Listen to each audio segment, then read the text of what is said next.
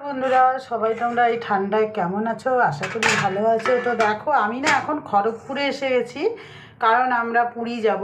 পুরীর জন্য আমরা আগের থেকে খড়গপুর চলে এসেছি। আমরা খড়গপুরে যেখানে আগে থাকতাম সেই জায়গায় এর আগেও ভিডিওতে বলেছি। আর দেখো আমি আজকে সকালবেলা বাঁধাকপির ঘন্ট করে নিয়েছি, মটরশুঁটি টমেটো দিয়ে গরম গরম, এখনও ধোঁয়া উঠছে। মুগ ডাল করবো আজকে শনিবার, আর ভাত করব, এখনও ভাত হয়নি। তো দেখো বাঁধাকপিটা হয়ে গেছে। বাঁধাকপির পুরো রেসিপিটা নিরামিষ করেই করেছি, বাঁধাকপির রেসিপি তো সবাই জানে।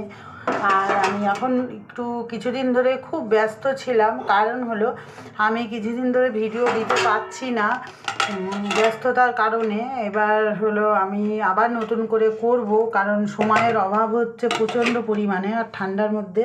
যাই হোক, আমি এদিক ওদিক যাচ্ছি তো ওর জন্য। তো বাঁধাকপি নামানো হয়ে গেছে, কড়াইটা এখন মাজবো। আর এই যে প্রেসার কুকারে মুগ ডাল বসিয়েছি, এটাকে এখন মুগ ডালটা তাড়াতাড়ি ব্যাপার করছি, কারণ ছোটোবেলা তো এখন মুগ ডালটাকে সিটি হয়ে গেছে। এখন সিটিটাকে খুলে নেবো, খুলে ডালটা দেখি কীরকম আছে। তো দেখো ডাল সেদ্ধ হয়ে গেছে। মুগ ডাল তো একবারে সোমবার দিয়ে বসিয়ে দিয়েছি, ডালটার অবস্থাটা দেখো।